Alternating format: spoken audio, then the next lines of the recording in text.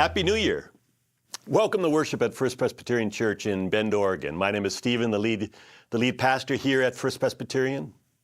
And if you live nearby, or maybe you live across the world, or somewhere in between, we are so grateful, and I am so grateful that you've joined us on this New Year's Day. You know, at First Presbyterian, you'll meet people at many different places, theologically, spiritually. We love it that way. We want to be a place where our diversity brings us together, and our conversations actually take us deeper in our understanding and our relationship with God and with one another. We call this kind of faith a spacious Christianity. We don't ask anyone to sign creeds or agree with statements of belief. Our mission statement is to live the spacious and radical love of Jesus so that all might flourish in this world. So please know that you're welcome. You know, not long ago, I was having dinner at an all-you-can-eat buffet, you know, that announces all you can eat. And I always consider that a personal challenge, you know, all you can eat. I'll give it a go. So after conquering one serving, I was taking my plate back to the buffet for more, all you can eat. And I was stopped by a waiter. I was actually literally stopped by a waiter who told me I needed a clean plate. Apparently, it violates hygiene law to go back to the buffet with a dirty plate. Who knew? As we enter a new year, how many of us are bringing our old plate into this new year? Maybe with stains and leftover resentments and disappointments and hurts stuck in the cracks. As we worship today, I want to invite you to imagine that God is offering you and offering all of us a clean plate for a new year. And we're encouraged to offer the gift of a clean plate to one another. We celebrated the good news on Christmas that God is with us, that God's love dwells deep within us.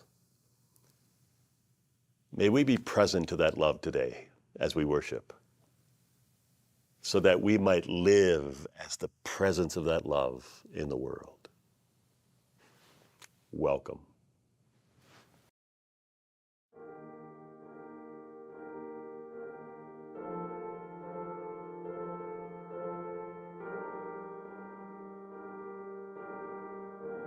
When the song of the angels is stilled, when the star in the sky is gone, when the kings and princesses are home, when the shepherds are back with their flock, the work of Christmas begins. To find the lost, to heal the broken, to feed the hungry, to release the prisoner, to rebuild the nations, to bring peace among people, to make music in the heart.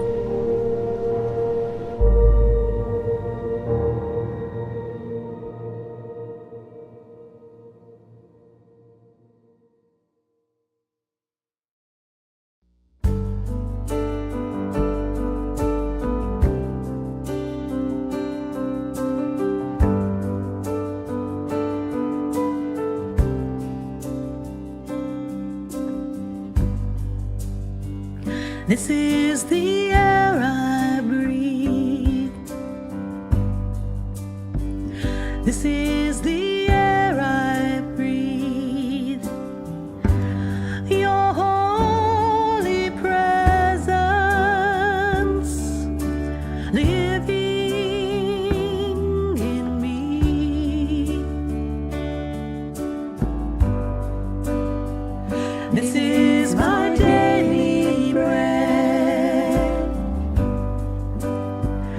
This is my daily bread. Your very word spoken to me. Your light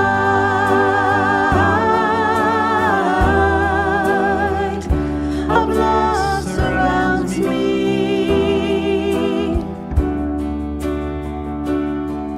And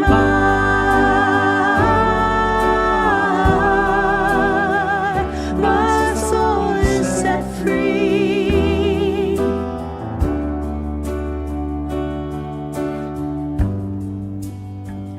This is the air I breathe.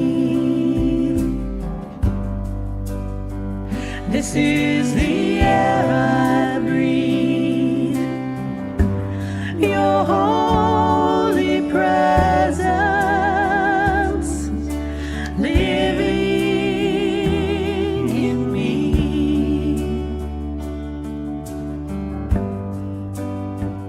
This is my daily bread. This is my daily bread. Your very word spoken to me. Your light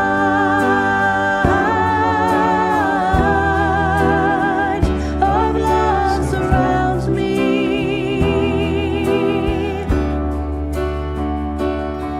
And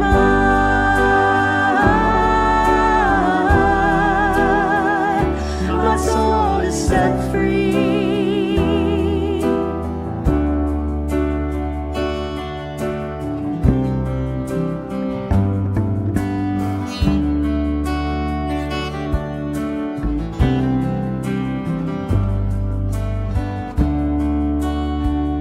Your love surrounds me.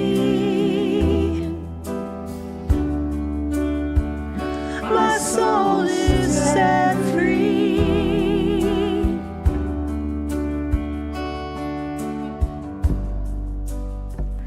This is the air I breathe. This is the air I breathe.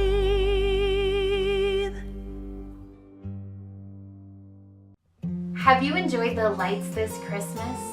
I don't know if this is true where you live, but I noticed that more people put up Christmas lights this year in our neighborhood, and some houses even had them up before Thanksgiving. It's like we were all just ready for the light of the Christmas season. Like we needed to figure out some way to spread some joy and hope right now. But now Christmas Day has come and gone, and I'm already thinking about how I'm going to miss seeing those lights shining in the dark, how it already feels like there's less to look forward to now that the season of Advent is over. What do we do now? Today is what we call Epiphany Sunday. It's when we read the story of the Magi who saw a light in the dark, a star, Hi guys. and followed it, bringing gifts to a newborn king, Jesus. I'm always struck by how much hope the Magi must have had as they followed that star that long distance. And I wonder how Mary and Joseph felt when the Magi appeared and offered their gifts. I wonder if the Magi gave Mary and Joseph a new hope too. A reminder that Jesus was born to bring love to the world in a whole new way. The word epiphany comes from the Greek language, the word epiphaneia, and it means manifestation or striking appearance. Now those are some big words, but we use the word epiphany, for instance, when someone has a big or sudden realization about something. Kind of like if you've been working on a problem for a long time and then suddenly the answer just comes to you. You've had an epiphany. But what does epiphany have to do with Jesus and Christmas and you and me? Well, maybe it helps us answer the question, what do we do now that Christmas is over? I wonder if it's about making God's love, which Jesus grew up and taught us about, real. If it's about spreading hope and joy even after the Christmas lights have been taken down, as we realize that God's love is really the light that shines in the darkness. And we do this every day through showing love to others in both big and small ways. Writing a note of encouragement to someone, or a simple "I'm thinking of you," sharing with your siblings, letting someone else have the first turn, choosing kind words, even if you want to say something kind of mean. Going without something you want so someone else can have something they need. Even just doing the things that make you, you. These are just a few ways of how we can spread light and love all year round. How we can be a part of making love seen and felt in the world.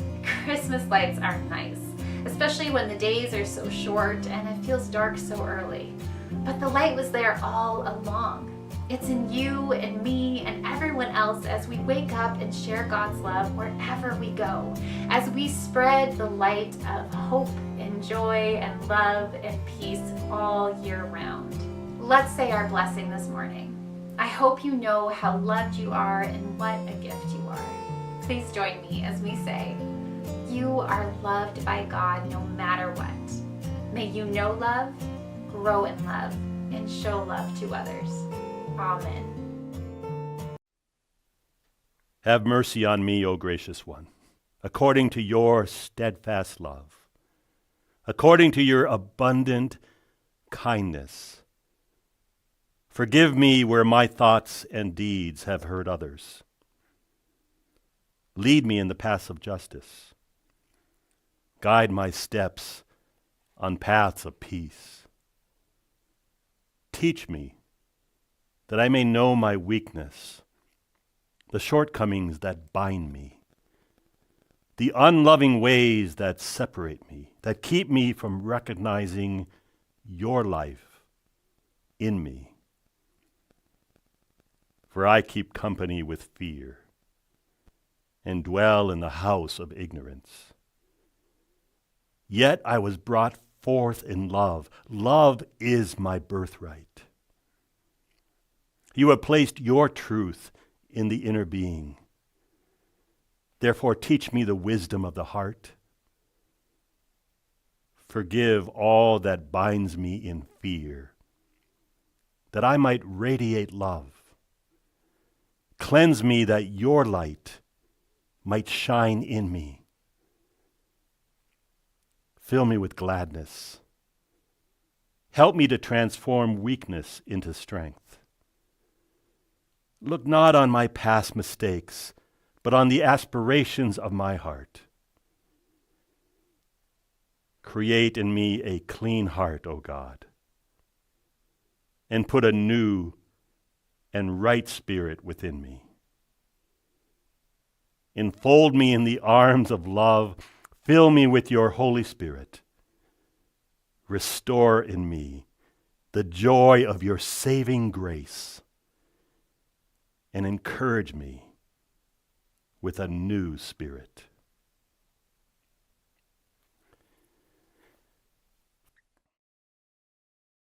We are not alone. We are not alone. We are not alone. God is with us. We are not alone.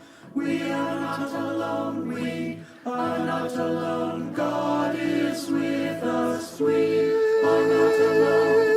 We are not alone. We are not alone. God is with us. We are not alone.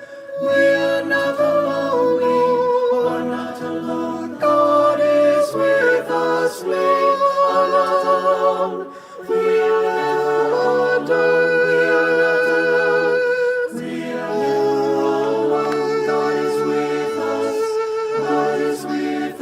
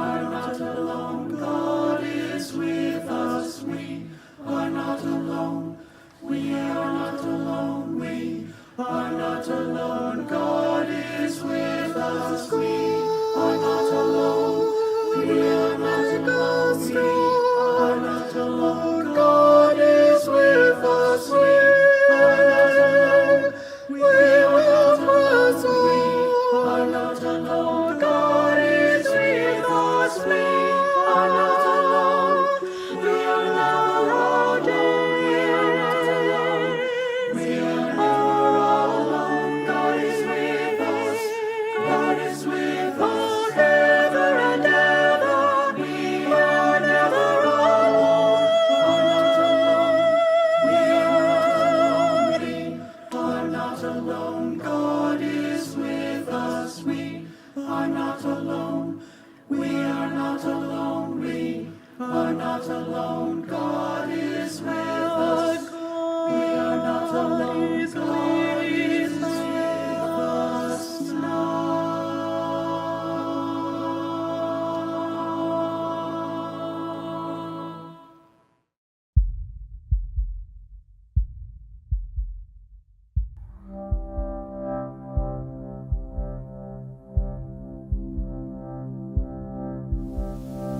Come close, love. There's something that I want to take a look at together. Are you in a place where you can hear me? Because I want you to really soak in what I have to say. I come offering transformation. I come full of love. And I so deeply want you to experience for yourself what is so often only talked about or imagined. My full presence to all things, my part in your being and your part in my being. I want to clean you up, cut off what no longer serves you, and show you how deeply and truly everything is enjoined to me. What's yours to do is going to sound simplistic, but it's hard. Trust me, I know. People tend to get in their own way when it comes to connection. So what I am asking you is to open, to show me where it hurts. Because right there is where I come in. I am meeting you sore to sore, wound to wound, to nourish you by the intimacy of my own blood and guide you into the mystery and miracle of my deep healing way. I want to bring you closer into me. I want you to experience me and my love firsthand, source to soul. I want you to know that you are soaked in me. You are within my love everywhere, always, and my love is never exhausted. So share the spirit of it freely. Give without worry or desperation. Let love move among you, soul to soul. My heart is set on you. I am here, active and present. I am yours and you are mine. I will never leave you. So trust, remain, rest assured. Be still and know. You are within my love, everywhere, always, source to soul, and my love is never exhausted.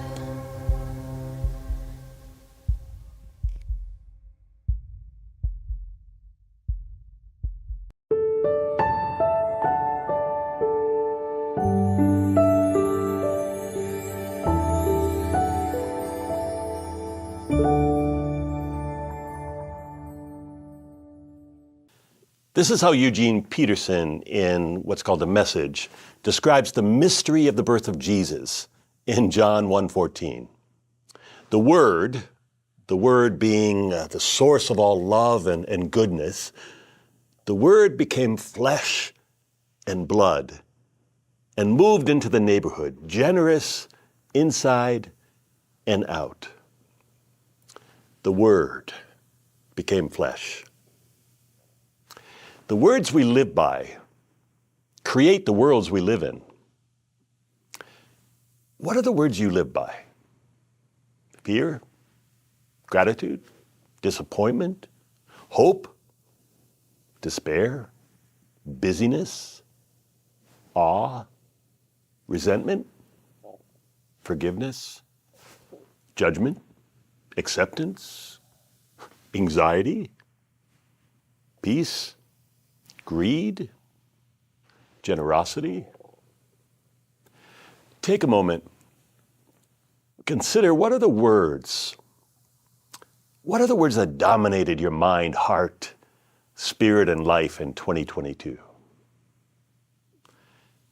The words we live by create the worlds we live in. Change the words we live by, and our world can change. There's actually a true story of a writer who wrote a short story, a love story of only 500 words. And he put an ad on Craigslist and somehow convinced 500 people to have one of the 500 words in his love story tattooed on their body. I know if it was my luck, I'd end up with "the" somehow tattooed on my body. The writer then invited all 500 to gather with the words that were enfleshed so that the story could be told. The fullness of this love story could only be told if each person showed up with the word they were carrying on their body. And the birth of Jesus, the Word became flesh and blood and moved into the neighborhood to show us how we, in our flesh and blood, might embody the Word. And that Word is love. Consider this awesome and terrifying thought. You in your fragile, imperfect, messy, beautiful, broken self, you are God's word of love for a weary and suffering world. What words have you been living by in the past year? What words do you long to live by in 2023? Again, the words we live by create the world we live in. Change the words we live by. Our world can change. There's a couple who gave me permission to tell their story. He's a successful, wealthy businessman. They're both well known in their community. And his wife confided to me, "I'm filing for divorce." Now, on the outside, the trappings of their life were wonderful. The beautiful home, beautiful children, well respected in the community, active in their church. Something wasn't right. Something important was missing. She said, "He's given me absolutely everything but himself. And that's the only thing I really care about." Later, I sat down with him. And I asked if he understood the seriousness of the situation. He seemed kind of distant and unfeeling at first, as if, it didn't matter. But I really sensed he was covering up, hiding, protecting himself, that he was really hurting.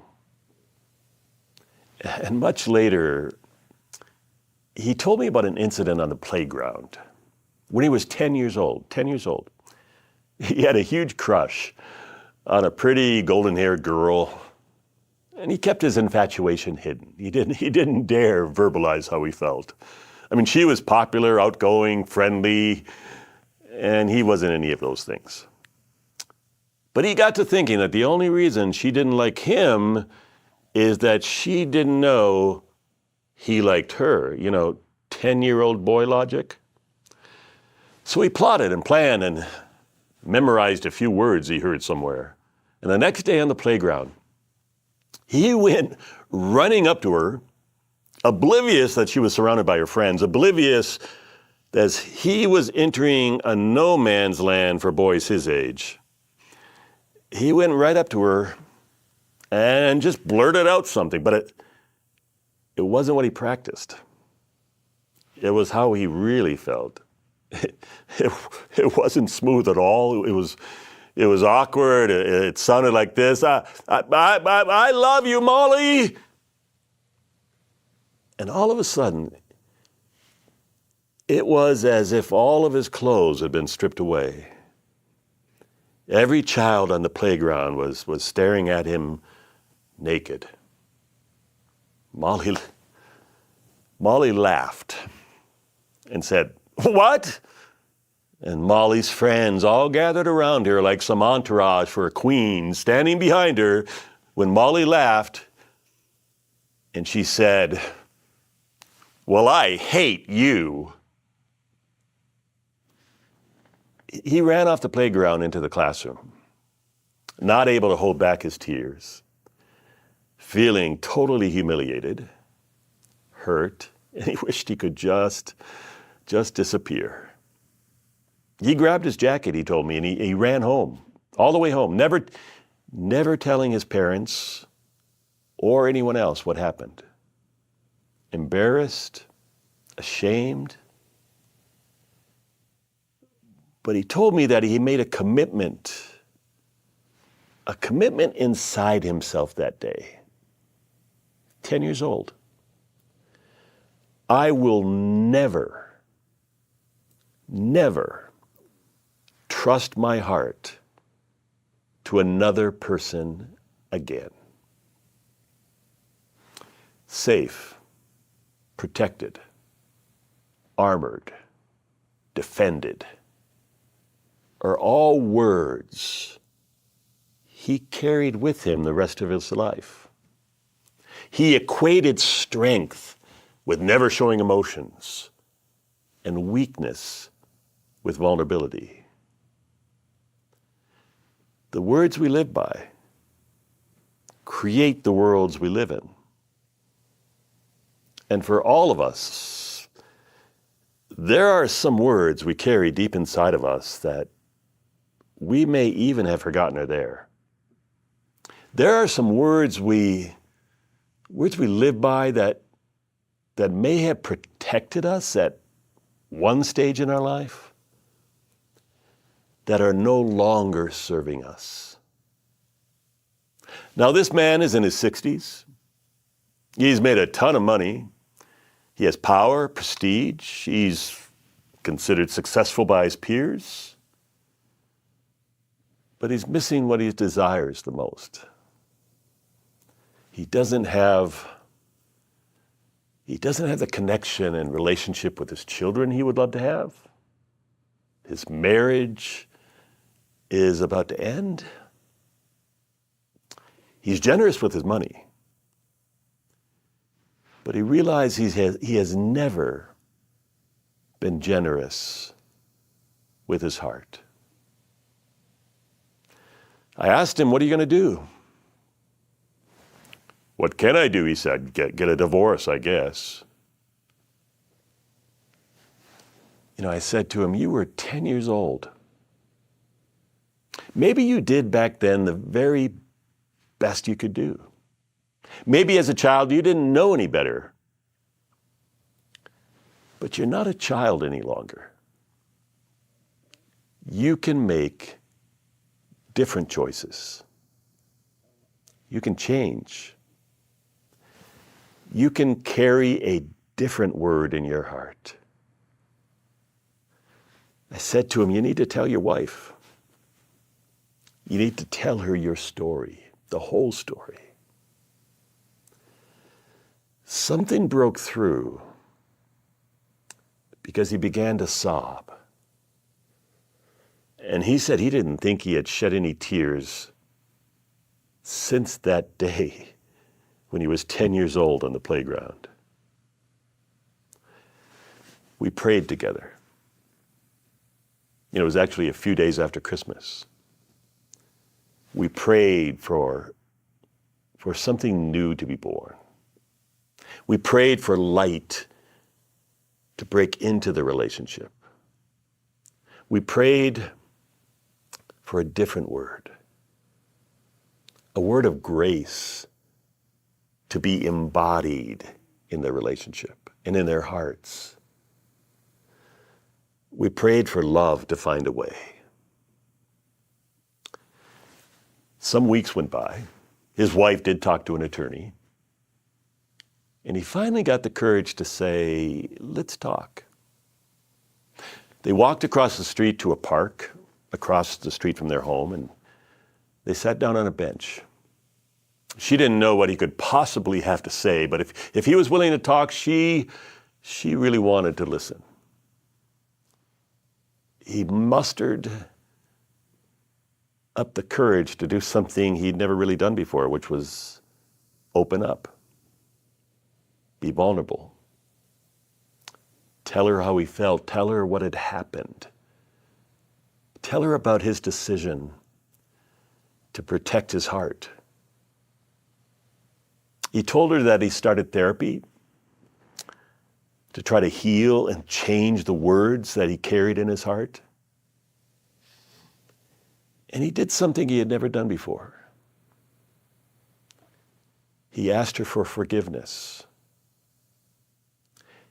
You know, they're not really sure of the road ahead.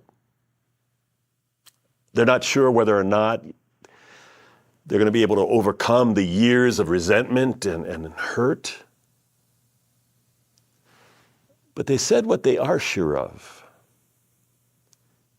is that something new is being born between them.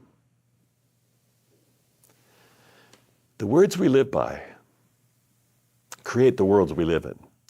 Change the words we live by. Our world just might change. The Word, the source of all love and goodness, became flesh and blood and moved into the neighborhood. The Word became flesh and blood to heal the words and the wounds that we carry, so that we might embody and carry in our fragile, imperfect, broken, beautiful selves God's healing word of love for a weary and suffering world. You know, before we put the Christmas story away for another year until next December, I want to take just a moment to remember once again Mary and a word she spoke. Now, Mary, a country girl, unremarkable, unrefined. Most scholars imagine Mary to have been about 14 years old. Tradition tells us she was drawing water for her family. Typical job for a peasant girl. So it was an ordinary moment in an ordinary day in an ordinary life. And God's angel pops in and says, you, Mary, are going to give birth to God. In the Eastern Orthodox Church, the title of Mary is let me see if I can get this right. Theotokos. Yeah, me and my Greek were never good. Theotokos. Theotokos. So in the Eastern Orthodox Church, they call Mary Theotokos, which means something absolutely beautiful. God-bearer. God-bearer. God was about to change the course of human history. And God chose this young 14-year-old girl to bear this word of hope. Is it such a stretch then to consider that you too might mean that much to God? That you too in some way are to be a God bearer? That you too are to carry a word of hope? To partner with God in telling a new story for this weary world of ours? Mary says to the angel, I am the Lord's servant. Let it be to me according to your word. Now, are we actually to believe that she didn't pause or hesitate just a little bit before she said that? Are we to believe the fact that she would be unwed, pregnant, disbelieved, scandalized, rejected, humiliated? Are we to believe that never actually crossed her mind? I wonder where Mary found the strength to say yes. To say yes to God. I wonder if Mary could have said no. I mean, what if Mary had said, thanks, appreciate it, thanks, but really, no thanks. Could Mary have declined God's invitation? to carry the word through which God would tell this amazing, wild, crazy love story for the world? I have to assume so. I mean, who knows? Maybe 99 others did say no before Mary. But this young, unlikely, ordinary girl took a deep breath and said, "Let it be. I will be a servant of your love and carry your word full of grace and truth." And in one of the most unlikeliest of places, through the most unlikely person, love was born. You know, I think of Mary's extraordinary, definitive yes when she could have said no. I think of this world that shouts no and lives like a clenched fist with a closed heart. I think of how many people carry no deeply embedded in their hearts because of the wounds that they have experienced from this world. I think of the man in the story I told earlier. How many of us are like him? Defined and confined by the wounds that we carry. Afraid to take the risk of love.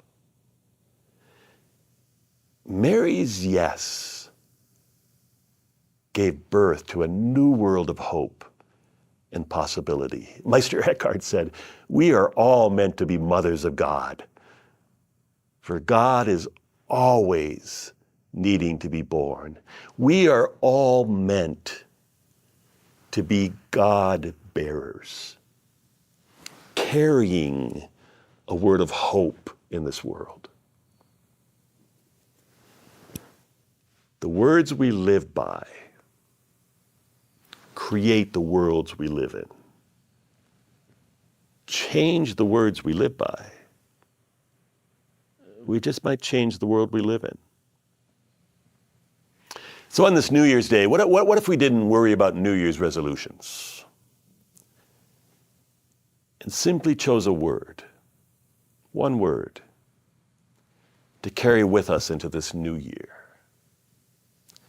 And what if we chose the word yes? What would it look like to carry the word yes in your heart into this new year? What the birth of Jesus means is that God has said and that God continues to say yes. Yes, yes to each of us. And that yes dwells, is enfleshed, is embodied deep within each of us. What would it look like? What would it look like to begin every day in this new year contemplating that there is a yes that dwells deep within your heart, inviting you to carry that word into your day, into every encounter you have with others? What would it look like to be the yes for those whom the world repeatedly shouts no? Friends, you are not what has happened to you in the past. Only love has the final word in who you are. And love has said yes to you and continues to say yes to you. So I encourage you, write the word yes on a card and place it on your bathroom mirror. So it's the first thing you say to yourself in the morning. Write it on a card and put it in your pocket so that you carry that word throughout your day. Put it on your bedside table so it's the last word you say to yourself before you go to bed. let yes be the word we carry into this new year. I mean, honestly, what if we agreed together, all of us together, to take time every day? Maybe for you, it would be 1 minute, others 5 minutes, 10 minutes, 20 minutes. Just every day agree to sit and contemplate, hold one word, yes. And to say yes to the love that dwells deep within us. To rest, to just take a moment to rest and delight in the idea that God continues to say yes to us, healing the wounds that we carry. And then, all of us together, saying yes to spending the day living as God's yes to the world. So again, what words dominated your mind, your heart, your spirit, your life in 2022? What words do you long to live by in 2023? Say yes to those words. The words we live by create the worlds we live in. Change the words we live by. We just might change our world. May it be so. I can change the world with my own 2 hands, make it a better place. With my own 2 hands, make it a kinder place. With my own 2 hands, with my own 2 hands, I can make peace on earth. With my own 2 hands, I can clean up the earth. With my own 2 hands, I can reach out to you. With my own 2 hands, with my own 2 hands, with my own 2 hands, gonna make it a brighter place. With my own 2 hands, gonna make it a safer place. With my own 2 hands, gonna help the human race. With my own 2 hands, with my own 2 hands, with my own 2 hands, I can hold you. With my own 2 hands, and I can comfort you. With my own 2 hands, but you've got to use your own 2 hands. Use your own 2 hands. Use your own 2 hands. With our own 2 hands. With our own 2 hands. With my own 2 hands.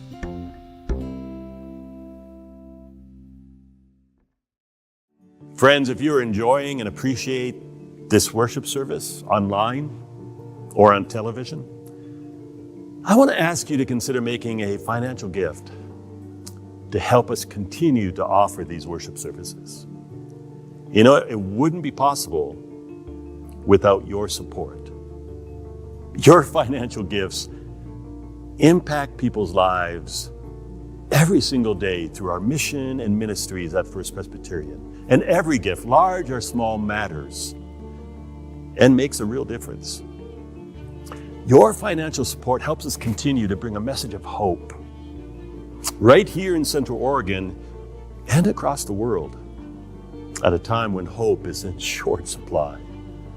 Your financial support helps us bring Christ's love where and when it is needed the most. It's easy to give.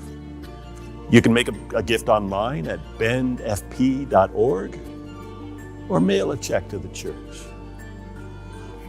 I can't thank you enough for your support.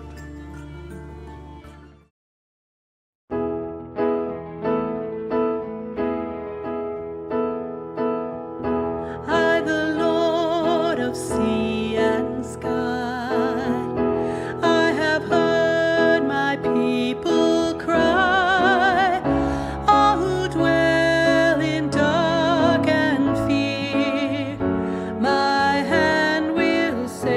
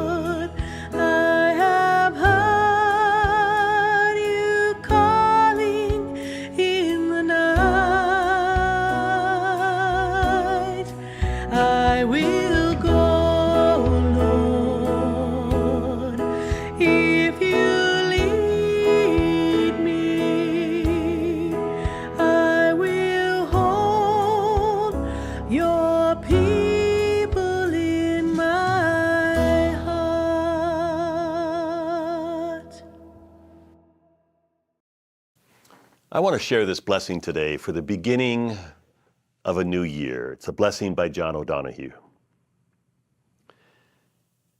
In out-of-the-way places of the heart, where your thoughts never think to wander, this beginning has been quietly forming, waiting until you were ready to emerge. For a long time, it has watched your desire, feeling the emptiness growing inside you, noticing how you willed yourself on, still unable to leave what you had outgrown. It watched you play with the seduction of safety and the gray promises that sameness whispered, heard the waves of turmoil rise and relent, wondered, would you always live like this? Then the delight, when your courage kindled, and out you stepped onto new ground. Your eyes young again with energy and dream, a path of plenitude opening before you. Though your destination is not yet clear, you can trust the promise of this opening. Unfurl yourself into the grace of beginning that is at one with your life's desire. Awaken your spirit to adventure. Hold nothing back. Learn to find ease in risk. Soon you will find home in a new rhythm, for your soul senses the world that awaits you. Friends, as God has and continues to say yes to us, may we carry that yes into this new year. Peace be with you. And may the love you extend to others bring peace to them. Amen. From the highest of heights to the depths of the sea, creation's revealing your majesty. From the colors of fall to the fragrance of spring, every creature unique in the song that it sings, all exclaiming, indescribable, uncontainable. You place the stars in the sky and you know them by name. You are amazing God, all powerful, untamable, awestruck. We fall to our knees as we humbly proclaim, you are amazing God, who has told every lightning bolt where it should go, or seen heavenly storehouses laden with snow, who imagined the sun and gives source to its light, yet conceals it to